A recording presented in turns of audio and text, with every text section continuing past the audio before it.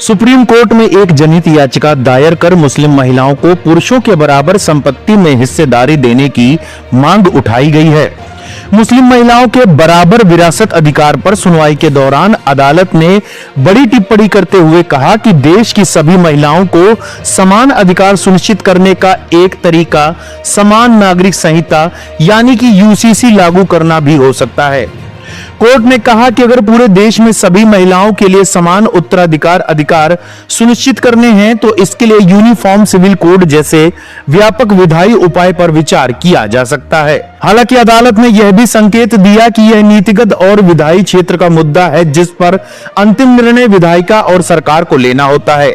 यह टिप्पणी उस याचिका की सुनवाई के दौरान आई जिसमें मुस्लिम महिलाओं को पुरुषों के बराबर संपत्ति में हिस्सेदारी देने की मांग उठाई गई है। सुप्रीम कोर्ट मंगलवार को उस रिट याचिका पर सुनवाई कर रही थी जिसमें मुस्लिम पर्सनल लॉ के उन प्रावधानों को चुनौती दी गई है जो महिलाओं को पुरुषों के बराबर विरासत अधिकार नहीं देते। मुख्य न्यायाधीश सूर्यकांत, जस्टिस जॉय माल्या बागची और जस्टिस आर महादेवन की बेंच ने याचिकाकर्ता के वकील प्रशांत भूषण से पूछा कि क्या अदालत पर्सनल लॉ की संवैधानिक वैधता की जांच कर सकती है।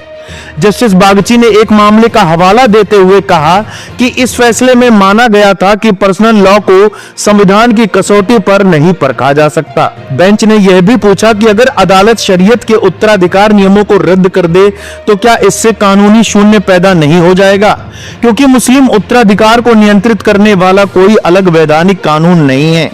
सीजेआई ने चिंता जताते हुए कहा कि सुधार की जल्दबाजी में कहीं ऐसा न हो कि हम मुस्लिम महिलाओं को मौजूदा अधिकारों से भी वंचित कर दें।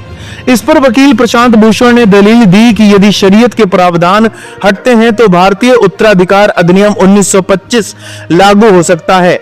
अदालत यह घोषित कर सकती है कि मुस्लिम महिलाओं को भी पुरुषों के बराबर विरासत अधिकार मिले। उन्होंने यह भी कहा कि विरासत का अधिकार एक सिविल राइट है, इसे धार्मिक स्वतंत्रता यानी अनुच्छेद 25 के तहत आवश्यक धार्मिक प्रथा नहीं माना जा सकता। भूषण ने अपने तर्क के समर्थन में सुप्रीम कोर्ट के ट्रिपल तलाक जैसे फैसले का हवाला दिया जिसमें 3 तलाक को असंवैधानिक ठहराया गया था।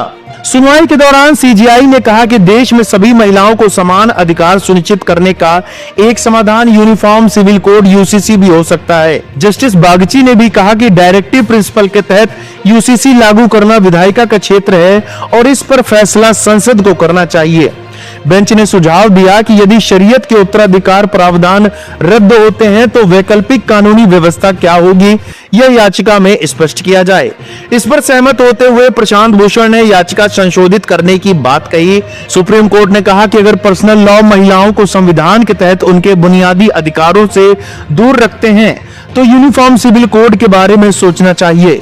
आपको बता दें कि सुप्रीम कोर्ट महिलाओं के एक ग्रुप की एक पिटीशन पर सुनवाई कर रहा था जिसमें मुस्लिम पर्सनल लॉ शरीयत एक्ट 1937 में बदलाव की मांग की गई थी ताकि सभी मुस्लिम महिलाओं को विरासत और उत्तराधिकार में बराबर अधिकार मिल सके। अभी तक मुस्लिम महिलाओं को अपने माता पिता की प्रॉपर्टी का बहुत कम ही हिस्सा मिलता है। सीजेआई सूर्यकांत की अगुवाई वाली बेंच ने कहा कि अगर 1937 का एक्ट हटा दिया जाता है तो एक वैक्यूम बन जाएगा और महिलाओं को वह नहीं मिल पाएगा जो उन्हें अभी मिल रहा है। जस्टिस जॉय माल्या बागची ने कहा कि इस डोमेन में जाने से हिंदू अनडिवाइडेड फैमिली में उत्तराधिकार पर भी असर पड़ेगा, इसलिए बेहतर है कि कानून बनाने और यूनिफॉर्म सिविल कोड की दिशा में काम करने का काम सरकार पर छोड़ दिया जाए, क्योंकि हम कानून नहीं बना सकते। यह याचिका पोलोमी पावनी शुक्ला और आयशा जावेद ने दाखिल की है। सीजेआई सूर्यकांत ने याचिकाकर्ता को याचिका में बदलाव करने और इसे दोबारा दाखिल करने के लिए 4 हफ्ते का समय दिया।